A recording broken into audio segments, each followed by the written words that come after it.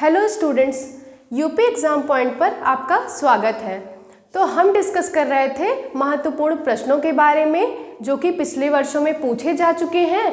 आइए हम चलते हैं अपने प्रश्नों की तरफ। यहाँ पर कुछ क्वेश्चंस आपके दिए हुए हैं जो शॉर्ट क्वेश्चन के अंतर्गत आते हैं, यानी कि लघु उत्तरीय में आते हैं। ये आपके 2 नंबर के प्रश्न हैं सारे। कैसे क्वेश्चंस हैं ये? शॉर्ट क्वेश्चंस हैं। तो आपका जो पहला प्रश्न है वो क्या है?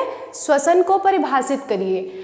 आपको क्या करना है? श्वसन की परिभाषा लिखनी है। जैसा कि मैंने आपको बताया ये 2 नंबर कैरी करता है, तो हमें बहुत बड़ा डिस्क्रिप्शन नहीं देना है इसका, हमें इसकी परिभाषा लिख देनी है। और हमें इसको हम तभी लिख पाएंगे जब हम समझेंगे श्वसन होता क्या है। हमने प्रीवियस वीडियो में श्वसन को अच्छे से पढ़ रखा है, तो हमारे माइंड में एक व्यू बन जाता है कि हम किस प्रकार से श्वसन को परिभाषित कर सकते हैं। तो श्वसन क्या है? श्वसन जो है वो कोशिकीय स्तर पर होने वाला, ऑक्सीजन की मौजूदगी में कोशिकीय स्तर पर होने वाली एक जैव रासायनिक यानी कि ऑक्सीकरण की प्रक्रिया है, जिसे हम क्या कहते हैं? श्वसन कहते हैं। श्वसन में क्या होता है? हम ऑक्सीजन को क्या करते हैं? ऑक्सीजन हम एनर्जी फॉर्म होती है, ऑक्सीजन को लेते हैं और CO2 को बाहर छोड़ते हैं, जिसके द्वारा क्या होती है? हमारी माइटोकॉन्ड्रिया के अंदर क्या होती है? ATP का निर्माण होता है। क्या होता है? ATP का निर्माण होता है। तो आइए देखते हैं श्वसन क्या होता है। श्वसन, हमें क्या लिखना है? इसकी परिभाषा लिखनी है। श्वसन यह एक ऐसी प्रक्रिया है, यह एक ऐसी प्रक्रिया है जो कोशिकीय स्तर पर होती है, जो कोशिकीय स्तर पर ऑक्सीजन की मौजूदगी में ऑक्सीजन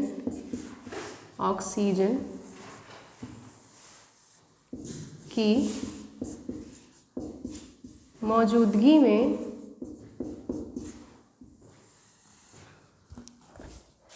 जैव ऑक्सीकरण की प्रक्रिया, जैव ऑक्सीकरण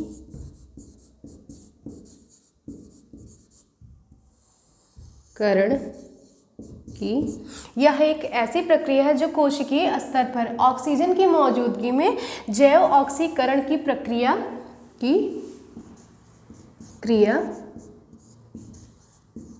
करती या होती है। ठीक है, होती है। क्या है ये? यह कोशिकीय स्तर पर होती है, यानी कोशिकाओं के माध्यम से होती है। इसमें क्या होती है? ऑक्सीजन की मौजूदगी पाई जाती है। किसमें? श्वसन की प्रक्रिया में। और जब ऑक्सीजन जो है, कोशिकाएं क्या करती हैं? जब ऑक्सीजन को इनहेल करती हैं तो क्या होता है? उसमें जैव ऑक्सीकरण की प्रक्रिया होती है। श्वसन क्या है? एक जैव रासायनिक प्रक्रिया है। या क्या है? एक जैव रासायनिक प्रक्रिया है। क्या है आपकी? जैव रासायनिक प्रक्रिया है, जिसमें क्या होता है? जिसमें क्या होता है? ऊर्जा का निर्माण होता है। क्या होता है? ऊर्जा का निर्माण होता है। अब ऊर्जा का किस फॉर्म में निर्माण होता है?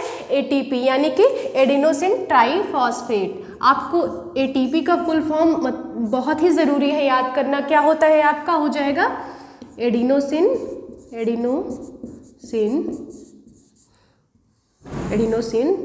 ट्राइफॉस्फेट। क्या हो जाएगा? फॉस्फेट। जब एक फॉस्फेट मॉलिक्यूल आके ADP यानी एडिनोसिन डाइफॉस्फेट में आके जुड़ जाता है तो क्या बनती? कौन सी एनर्जी बनती है आपकी? ATP। और ये बनती कहाँ पर है? आपकी माइटोकॉन्ड्रिया में बनती है। कहाँ पर बनती है? सेल का जो एक भाग होता है, वो मेंबर होता है, क्या कहते हैं उसे? माइटोकॉन्ड्रिया। कहाँ पर बनती है आपकी? माइटोकॉन्ड्रिया में बनती है। तो श्वसन एक ऐसी प्रक्रिया है जो कोशिकाओं में होती है, ऑक्सीजन की मौजूदगी में होती है, और जिसमें क्या होता है? आपका जैव ऑक्सीकरण की प्रक्रिया होती है, जिसके द्वारा आपकी एनर्जी फॉर्म होती है। आइए अपना दूसरे प्रश्न पर चलते हैं। हम दूसरे प्रश्न पर चलते हैं। आपका दूसरा प्रश्न क्या है? आप यहाँ पर पढ़ते रहिए। आपका जो दूसरा प्रश्न है वो है आपका श्वसन और दहन की क्रिया को स्पष्ट करिए। तो आइए अपने दूसरे प्रश्न पर चलते हैं। तो क्या है आपका दूसरा प्रश्न? श्वसन और दहन स्पष्ट कीजिए, के बीच में अंतर स्पष्ट कीजिए। यानी या तो आपको दोनों को अलग अलग से परिभाषित करना है, या तो आपको अच्छे नंबर अगर इसमें चाहिए तो आप इस प्रकार से इनमें अंतर बता सकते हैं, तो इनको स्पष्ट करना है। तो आइए हम देखते हैं। श्वसन मैंने अभी बताया आपको, श्वसन क्या है? हमारी एक जैव रासायनिक प्रक्रिया है। क्या है? अपनी एक जैव रासायनिक प्रक्रिया है, जैव रासायनिक प्रक्रिया है,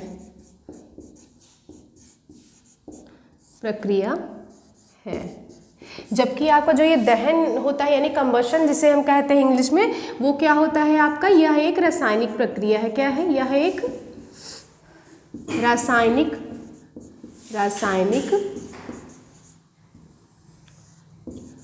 प्रक्रिया है। ठीक है, यह एक रासायनिक प्रक्रिया है। आपका पहला पॉइंट हो गया। दूसरा पॉइंट आपका हो जाएगा क्या? ये कई चरणों में होती है। जो आपका श्वसन होता है ये कई स्टेप्स में होता है। तो क्या हो जाएगा? यह कई चरणों में पूरा होता है,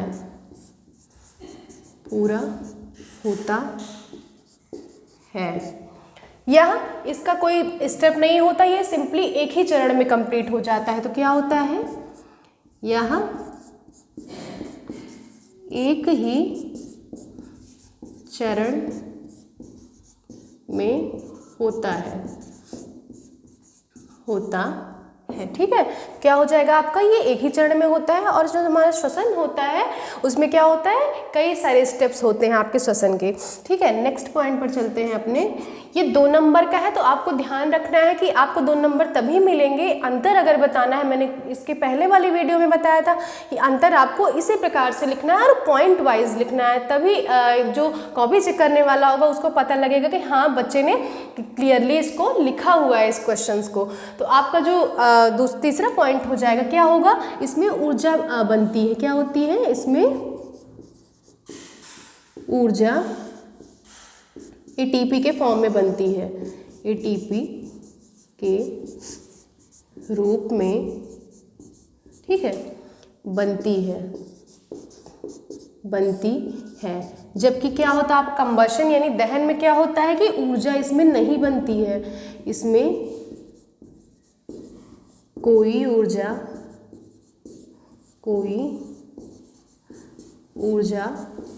नहीं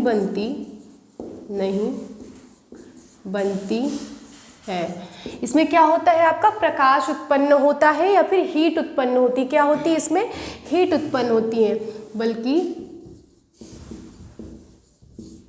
इसमें प्रकाश तथा हीट यानी कि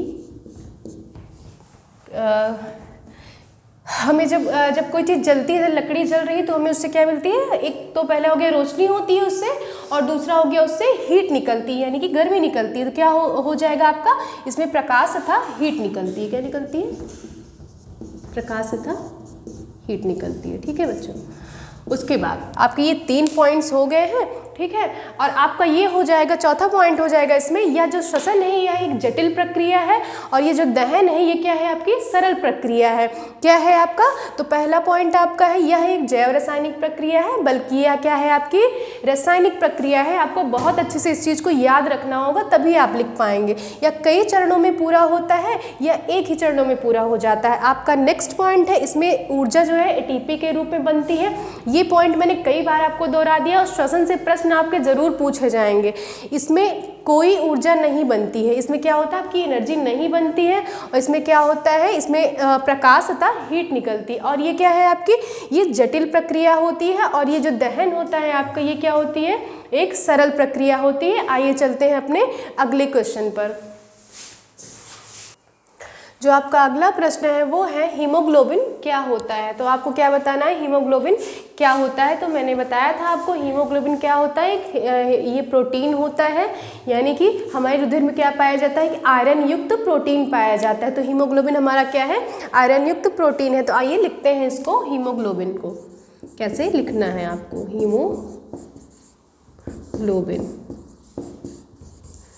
हीमोग्लोबिन भी कई बार पूछा जा चुका है, इसीलिए मैं बार बार ये क्वेश्चंस को करा रही हूँ। यानी कि ब्लड से आपका जो है क्वेश्चन वो आएगा ही आएगा। तो हीमोग्लोबिन क्या है आपका, रुधिर में पाया जाने वाला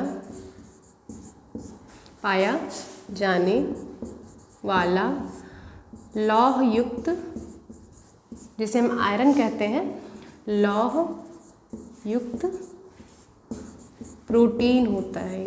क्या होता है, आपके रुधिर में पाया जाने वाला लौह युक्त प्रोटीन होता है। अब ये क्या करता है, हीमोग्लोबिन क्या करता है, हमारे जो खून का रंग लाल होता है वो हीमोग्लोबिन की वजह से होता है। तो ये क्या होता है, इसमें एक हीम नामक प्रोटीन पाया जाता है। क्या पाया जाता है, हीम प्रोटीन पाया जाता है, इसीलिए इसको प्रोटीन कहते हैं हम। तो इसमें हीम नामक प्रोटीन आपका पाया जाता है। ये क्या करता है, ये लौह युक्त प्रोटीन होता है जो हमारे रुधिर के लाल होने के लिए उत्तरदायी है, लाल होने के लिए उत्तरदायी है। इसी की वजह से हमारे खून का रंग क्या होता है आपका, लाल होता है। और अब क्या करता है, ये हमारे जो श्वसनांग होते हैं उनमें भी कुछ प्रक्रियाएं करता है। तो ये क्या करता है, जब श्वसन की प्रक्रिया होनी होती है तो उसके पहले ये क्या करता है, ऑक्सीजन से जाके मिल जाता है। कौन, आपका हीमोग्लोबिन। तो क्या करता है, ये हीमोग्लोबिन आपका जो होता है, हीमोग्लोबिन, इसे हम HB से भी रिप्रेजेंट करते हैं। हमें शॉर्ट में जब लिखना होगा तो हम क्या लिखेंगे, HB। तो ये क्या होता है, हीमोग्लोबिन जाके ऑक्सीजन से मिल जाता है। किससे मिल जाता है आपका, ऑक्सीजन से मिल जाता है। ये क्या बना लेता है आपका, जब ये हीमोग्लोबिन ऑक्सीजन से मिल जाएगा तो क्या बनेगा आपका, ऑक्सी हीमोग्लोबिन। क्या बन जाएगा आपका, ऑक्सी हीमोग्लोबिन बन जाएगा। क्या बन जाएगा आपका, ऑक्सी हीमोग्लोबिन बन जाएगा। अब क्या होता है कि श्वसन की प्रक्रिया चूंकि होनी होती है तो अब तो इसने बना लिया ऑक्सी हीमोग्लोबिन।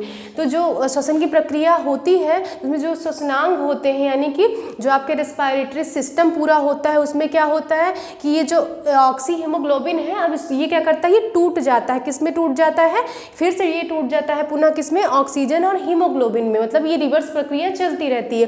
तो जब ये टूट जाता है तो कोशिकाएं हमारी जो होती, हमारी सेल्स जो होती हैं वो क्या करती हैं, वो ऑक्सीजन को ले लेती हैं, ग्रहण कर लेती हैं, जिससे क्या होती है, आगे फर्दर जो श्वसन की प्रक्रिया होती है वो कंटिन्यू चलती रहेगी। तो ये क्या करता है, ये ऑक्सी हीमोग्लोबिन जो होता है ये टूट जाता है। हम फिर से समझेंगे, ये टूट जाता है किसमें, आपका हीमोग्लोबिन और ऑक्सीजन में। फिर से टूट कर क्या करता है, ये कोशिकाओं में चला जाता है। कौन, ऑक्सीजन चला जाता है। और जो श्वसनांग होते हैं वो कोशिकाओं से लेकर के ऑक्सीजन को क्या करते हैं, श्वसन की प्रक्रिया करते हैं, जिसमें क्या होता है कि आपको पता है हमारे शरीर के लिए ऑक्सीजन बहुत ही ज़रूरी है, और ख़ास करके श्वसन के लिए। तो ये क्या करता है आपका, श्वसन के लिए भी उत्तरदायी होता है। क्या करता है आपका हीमोग्लोबिन, श्वसन के लिए भी उत्तरदायी होता है। ये श्वसन में भी सहायक होता है, में भी सहायक होता है।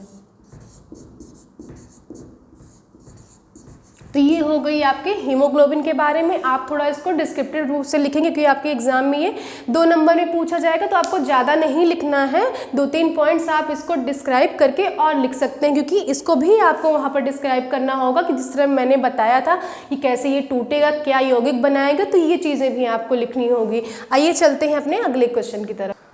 तो जो आपका अगला प्रश्न है वो है, लैंगिक जनन की जंतुओं में सामान्य प्रक्रिया स्पष्ट कीजिए। तो लैंगिक जनन ये भी आपके लिए इम्पॉर्टेंट है, इसके पहले मैंने इसको लॉन्ग क्वेश्चन में आपको कराया था।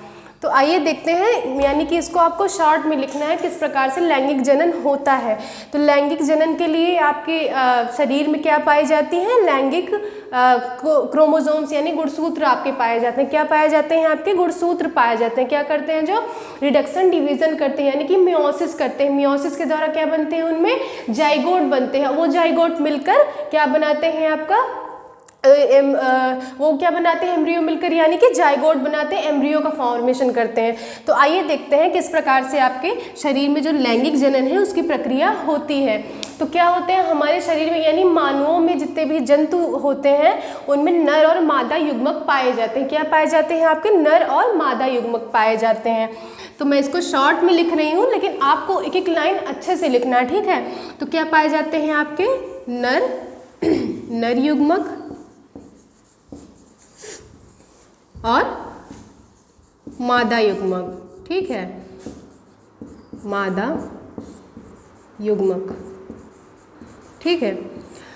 तो अब जो नर और मादा युग्मक है ये दोनों कुछ देंगे एक दूसरे को, तभी तो क्या होगी, यानी लैंगिक जनन की प्रक्रिया जो होगी तभी तो शुरू होगी आपकी। तो जो आपका नर युग्मक होता है इसके पास क्या होता है, स्पर्म होते हैं। क्या होते हैं आपके, स्पर्म यानी कि शुक्राणु होते हैं। क्या होते हैं इसके पास, शुक्राणु होते हैं, ठीक है, जिसे हम स्पर्म कहते हैं। क्या कहते हैं, स्पर्म कहते हैं। और इसके पास क्या होता है आपका ओवम यानी एग होता है। क्या होता है, अंडाणु। क्या होता है आपका, अंडाणु होता है, जिसे हम ओवम कहते हैं। क्या कहते हैं, ओवम कहते हैं, ठीक है। तो अब ये क्या करेंगे, दोनों क्या करेंगे, मियोसिस करेंगे, एक जो कि रिडक्शन डिवीजन यानी कि रिडक्शन डिवीजन की प्रक्रिया है, जिसमें क्या होते हैं, इनके नंबर्स कम हो जाते हैं और ये दो भाग में बढ़ जाते हैं। तो क्या करेंगे, ये दोनों मिलकर क्या करेंगे, ये दोनों क्या करेंगे, आपके मियोसिस करेंगे। क्या करेंगे, अर्धसूत्री विभाजन जिसे कहते हैं आपका। क्या कहते हैं, ये क्या करेंगे, अर्धसूत्री विभाजन करेंगे, अर्धसूत्री विभाजन होगा। इन कोशिकाओं में क्या होगा, आपका अर्धसूत्री विभाजन होगा, जिसके द्वारा क्या करेंगे, ये दोनों जब मिलेंगे अर्धसूत्री विभाजन के बाद क्या बनाएंगे, आपका जाइगोट बनाएंगे। क्या बनाएंगे, आपका जाइगोट बनाएंगे। अब इस यहीं पर हम क्रोमोसोम्स की भी बात कर लेते हैं। जो आपका नर युग्मक होता है इसके पास क्या होते हैं, XY क्रोमोसोम्स होते हैं, यानी कि दोनों क्रोमोसोम्स असमान पाए जाते हैं। क्या पाए जाते हैं आपके, असमान क्रोमोसोम्स, असमान गुणसूत्र, ठीक है, गुणसूत्र। और यहाँ पर क्या होता है आपका XX यानी सेम यानी समान क्रोमोसोम्स पाए जाते हैं। तो इन्हें हम क्या कहेंगे, समान गुणसूत्र कहेंगे, समान गुणसूत्र कहेंगे इन्हें। अब यहाँ पर इसके पहले वीडियो में हम डिस्कस कर चुके हैं, चूँकि यहाँ लैंगिक जनन की प्रक्रिया पूछी गई है तो पहले आप इन चीज़ों को डिफाइन करेंगे कि किस चीज़ों को, उसके बाद ये वाला पार्ट भी अगर आप बना देंगे तो आपको पूरे नंबर मिलने ही हैं। तो यहाँ से ये क्या देगा, अगर यहाँ से पहले यहाँ से तो यही निश्चित है कि यहाँ से X ही आएगा, किधर से, आपका मादा युग्मक की तरफ से क्या आएगा, आपका X ही आना है। और इधर से अगर शुक्राणु की तरफ से क्या आया यानी कि नर युग्मक की तरफ से अगर X आया तो यहाँ पर जो संतान होगी वो क्या होगी, आपकी गर्ल यानी लड़की होगी। और अगर इधर से Y क्रोमोसोम्स आया, इधर से ही X ही आएगा, और इसने अगर Y दे दिया तो क्या हो जाएगा, आपका जो संतान होगी आपकी वो लड़का होगा। तो ये क्वेश्चन भी आपके हो गए। आगे चलते हैं हम कुछ और प्रश्नों पर। आइए चलते हैं, जो आपका लॉन्ग क्वेश्चन होगा वो किस प्रकार से लिखना है, अमीबा में पोषण स्थल को बताइए। तो आपको बताना है कि जो अमीबा होता है वो किस प्रकार से पाचन की प्रक्रिया करता है। तो हम जब पाचन पढ़ रहे थे तब हमने पढ़ा था कि अमीबा के पास कोई ऐसी एलिमेंट्री कैनाल यानी कि आहार नल नहीं पाई जाती है, फिर कोई ऐसा सिस्टम नहीं पाया जाता है पाचन का, जैसा कि हमारे अंदर जीवों के अंदर पाया जाता है, जिससे वो पाचन की क्रिया कर सके। तो अमीबा किस तरह से पाचन करता है, अपनी ऊपरी सतह से करता है, यानी कि शरीर की जो उसकी ऊपरी सेल्स होती हैं, कोशिकाएं होती हैं, उनसे अमीबा जो होता है पाचन की क्रिया करता है। तो इनमें भी जैसे जीवों में आपने देखा था अंतर्ग्रहण, उसके बाद अवशोषण, ये सारी प्रक्रियाएं इनमें भी पाई जाती है। तो जो आपका अमीबा होता है वो कहाँ से करता है, आपकी शरीर की जो सतह होती है उससे करता है अपना पाचन। तो इसमें भी कुछ चरण पाए जाते हैं यानी कि स्तर पाए जाते हैं। तो आपको जो पहला स्तर हो जाएगा वो क्या हो जाएगा, अंतर्ग्रहण हो जाएगा। क्या हो जाएगा, अंतर्ग्रहण। क्या होता है कि अमीबा जो होता है उसकी संरचना कुछ इस प्रकार से होती है, ठीक है। ये हो गई उसकी कोशिका, यहाँ न्यूक्लियस, यहाँ पर क्या पाया जाता है, रिक्तिका, जो कि अभी लास्ट स्टेप में हम देखेंगे इसको। और यहाँ पर क्या है उसका भोजन, जो कि क्या होता है, तरल जो पानी होता है उसी में ये तैरता हुआ रहता है, ठीक है। तो ये क्या हो गया उसका भोजन। अब इसने भोजन को देखा तो यहाँ पर क्या होता है, कुछ इसकी ये क्या करता है, इसके पास एक संरचना होती है जो भोजन को कैप्चर करने का कार्य करता है, कुछ इस प्रकार से होती है उसकी संरचना, ठीक है। तो उसने भोजन को देखा तो ये क्या करता है, इस भोजन को कैप्चर कर लेता है, क्या करता है, इनगल्फ जिसे कहते हैं हम, उसको कैप्चर कर लेता है। तो भोजन कहाँ चला जाएगा, इसके अंदर चला जाएगा। यही हो गई आपकी अंतर्ग्रहण की प्रक्रिया। उसके बाद दूसरा जो स्टेप हो जाएगा आपका, अंतर्ग्रहण के बाद होगा अवशोषण। आपका क्या होगा, अवशोषण। अवशोषण में क्या होता है कि अब इसने जब भोजन ले लिया तो इसकी कोशिकाएं जो होंगी उस भोजन को से जो पोषण होगा उसको लेंगी, यानी कि उसकी कोशिकाएं जो होती हैं इस भोजन से पोषण को प्राप्त कर लेती हैं। इसमें क्या होता है, अवशोषित होकर भोजन, इसी में एक प्रक्रिया होती है, इसी के साथ ही एक प्रक्रिया हमारे अंदर क्या होता है, वो तीसरी प्रक्रिया हो जाती है। लेकिन इसमें क्या होता है, अवशोषण के साथ ही इसका स्वांगीकरण यहाँ पर होता है। क्या होता है, स्वांगीकरण होता है यहाँ पर, स्वांगीकरण। अब स्वांगीकरण मैंने बताया था कि भोजन का यानी पोषण का जीव द्रव्य में मिलना ही क्या करता है, कहलाता है आपका स्वांगीकरण, यानी कि जीव द्रव्य का फॉर्मेशन ही आपका स्वांगीकरण कहलाता है। तो ये अमीबा क्या करता है आपका, इस भोजन को अपने अंदर पहले इसने ले लिया, ठीक है, भोजन इस प्रकार से आ जाएगा। उसके बाद यहाँ पर आपकी कोशिका मौजूद होती है, ये क्या करता है, जीव द्रव्य के साथ जाकर मिल जाता है, यानी कि इसके जो न्यूट्रिशन होता है वो जीव द्रव्य के साथ मिल जाता है और जीव द्रव्य का निर्माण करता है, जिससे क्या होती है आपके स्वांगीकरण की प्रक्रिया। पहले क्या हो, इसने भोजन को एनगल्फ किया, यानी कि अपने अंदर लिया, इसके पास एक संरचना होती है, ठीक है, अंतर्ग्रहण किया। उसके बाद भोजन का अवशोषण होना है, इसके पास कोई एलिमेंट्री कैनाल नहीं पाई जाती है, ठीक है, इसके पास कोई एलिमेंट्री कैनाल नहीं पाई जाती है। डायरेक्ट कोशिकाएं क्या करती हैं, भोजन का अवशोषण कर लेती हैं। उसके बाद क्या होता है, आपकी स्वांगीकरण प्रक्रिया होती है, जीव द्रव्य फॉर्मेशन होता है। उसके बाद क्या हो जाएगा, तीसरा जो लास्ट स्टेप हो जाएगा वो आपका हो जाएगा बहिक्षेपण। अब इसी में क्या होता है, जब इसने इसको भोजन को अंदर ले लिया, कोशिकाओं ने पोषण ले लिया, तो अब ये भोजन जो होगा ये रिक्तिका यहाँ पर यानी वैक्यूल यहाँ पर मौजूद होता है। इनके अंदर क्या होता है आपका वैक्यूल, जिसे हम रिक्तिका कहते हैं। क्या कहते हैं, वैक्यूल कहते हैं। ये जो इस भोजन अब इसमें बना हुआ है, यानी इसने जो भोजन को कैप्चर किया है उसको ये इसी वैक्यूल में स्टोर कर लेगा। कहाँ स्टोर कर लेगा, आपके रिक्तिका में स्टोर कर लेगा। अब जब इसने स्टोर कर लिया तो इसने क्या स्टोर किया था, जो इसके लिए ज़रूरी है, लेकिन जो इसके लिए ज़रूरी नहीं है, यानी कि कहते हैं जो उत्सर्जी पदार्थ होते हैं उसे शरीर से बाहर इसको भी निकालना भी ज़रूरी है, नहीं तो इसकी जो शारीरिक कार्य विधि है वो सही से कार्य नहीं कर पाएगी। तो आपका जो लास्ट स्टेप हो जाएगा वो क्या हो जाएगा, आपका बहिक्षेपण। क्या हो जाएगा, आपका बहिक्षेपण हो जाएगा, ठीक है। तो बहिक्षेपण में क्या होता है, बहिक्षेपण ऐसी प्रक्रिया है जिसके द्वारा जो आपके शरीर में उत्सर्जी पदार्थ हैं उनको हम शरीर से बाहर निकालते हैं, तब वो क्या कहलाता है, आपका बहिक्षेपण, ठीक है। तो अब यहाँ पर इसने पोषण ले लिया, लेकिन यहाँ पर कुछ क्या करते हैं, आपके बच जाते हैं उत्सर्जी पदार्थ। तो इन्हीं उत्सर्जी पदार्थों को शरीर से बाहर निकालना क्या कहलाता है, आपका बहिक्षेपण। तो ये रहा आपका कि अमीबा में किस प्रकार से जो पोषण के स्तर है वो पाए जाते हैं। आपको इनको डिफाइन करके लिखना है और इसके डायग्राम भी बनाना है जिससे कि आपको पूरे नंबर मिल सकें। तो आइए आगे देखते हैं।